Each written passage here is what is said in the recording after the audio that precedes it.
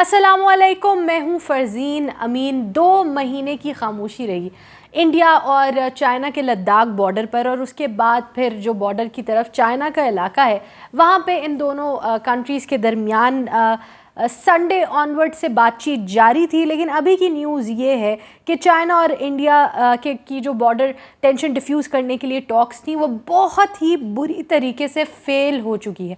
अब जब मैं कह रही हूँ कि 2 महीने से खामोशी थी, वो खामोशी सिर्फ बातों के लेवल पे खामोशी थी।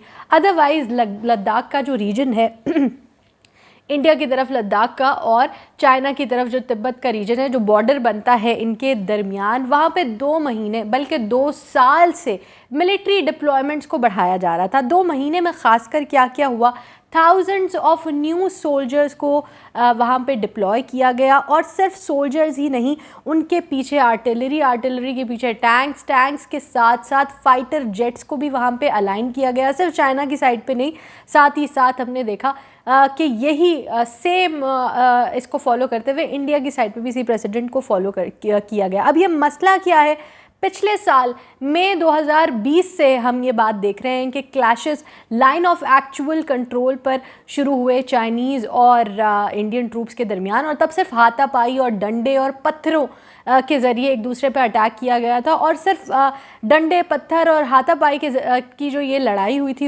इन दोनों के दरमियान, तब भी 20 जो इंडियन फ़ौजी थे वो मारे गए थे, और 4 इस सारे मामले के आउटकम में 4 चाइनीज़ फ़ौजी थे वो भी मारे गए थे। लेकिन अब यहाँ पे हज़ारों की बात की जा रही है, और मई 2020 ऑनवर्ड्स ये देखा गया कि चाइना ने वहाँ पे इंफ्रास्ट्रक्चर बिल्ड करना शुरू कर दिया। इस तरह का इंफ्रास्ट्रक्चर जो लद्दाख, आपको पता है पहाड़ी इलाका है, आगे सर्दियाँ आ रही हैं और सर्दियों में वहाँ पे -30 वेदर होता है, तो जो इंफ्रास्ट्रक्चर बनाया जा रहा है वो वेदर सपोर्टिव बनाया जा रहा है, ताकि अगर उनको प्रोलॉन्ग विंटर में, ये सेकंड विंटर होगी दोनों तरफ सोल्जर्स की, वहाँ पे रखना पड़े तो वो उनको सेफ़ एंड सिक्योर जगह पे रख सकें। ये ना हो कि वो सर्दी की वजह से ही मारे जाएं, क्योंकि लास्ट विंटर भी इनके लिए बहुत ज़्यादा टफ था। अब इनके दरमियान जब मुज़ाकरात हुए तो मुज़ाकरात के बाद दोनों तरफ से जो मिलिट्री पर्सनल्स हैं उनके बड़े धुआंधार किस्म के बयानात आए, किसी ने भी एक दूसरे को नहीं बख्शा, और जो इस वक्त तक हालात दिख रहे हैं वो आगे एस्केलेट होते हुए दिख रहे हैं, यहाँ पे ना रुकते हुए दिख रहे हैं ना बेहतर होते हुए दिख रहे हैं।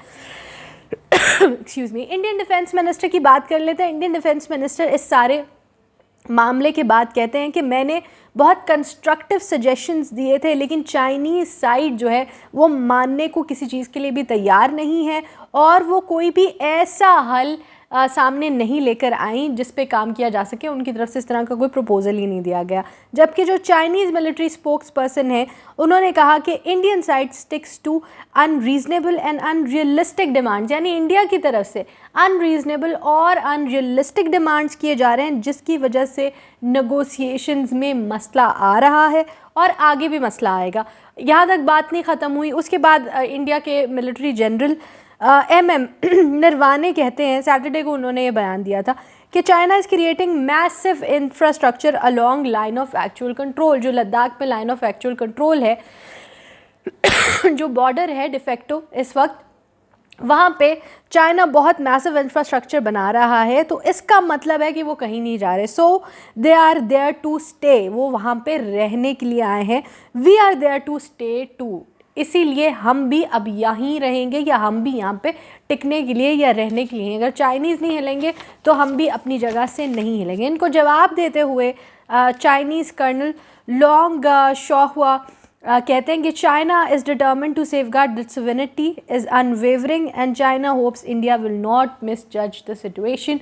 इस तरह से अलार्म किया जा रहा है इंडिया को कि अपनी सोवेरेनिटी पे हम बिल्कुल भी क्वेश्चन नहीं आने देंगे। हम लोगों की जो सोवेरेनिटी है वो अनवेवरिंग है, वो बिल्कुल भी हिलाई नहीं जा सकती। और चाइना ने फिर एक दबे अल्फाज में एक बड़ा सख्त मैसेज भी दे दिया कि हमारी किसी भी बात करने की जो पेशकश है उससे गलत या हमें मिसजज करने की कोशिश ना की जाए। हम चाइना को सिक्योर करने के लिए, अपने बॉर्डर को सिक्योर करने के लिए जो बन पड़ा करेंगे। ये जो लद्दाख का मामला है ये 2020 या मई में शुरू नहीं हुआ।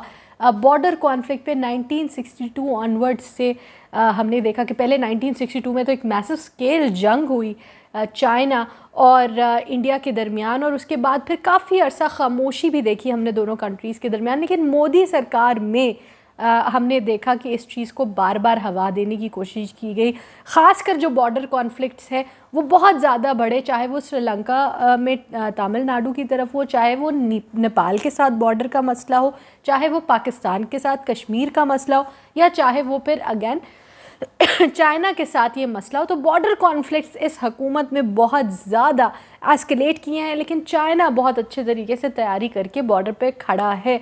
अब ये दोनों की तरफ से पावर शो किया जा रहा है। बेशक दोनों न्यूक्लियर स्टेट्स हैं और दोनों न्यूक्लियर स्टेट्स इस बेवकूफ़ी तक तो नहीं आएंगी कि एकदम से एक दूसरे के ऊपर जंग आयल कर दें, लेकिन ये है कि पावर शो दोनों की तरफ से बहुत पूरा दिखाया जा रहा है कि अगर आप नहीं हटेंगे तो हम भी नहीं हटेंगे। डायलॉग को ओपन रखने की पेशकश की गई है दोनों कंट्रीज़ की तरफ से, लेकिन अभी तक डायलॉग से ये मामला सुलझता हुआ नज़र नहीं आ रहा। इस पे भी इंटरनेशनल प्रेशर्स का इन्फ्लुएंस वाज़े तौर पर नज़र आता है कि चाइना को क्यों लद्दाख इशू में इंगेज रखने की कोशिश की जा रही है।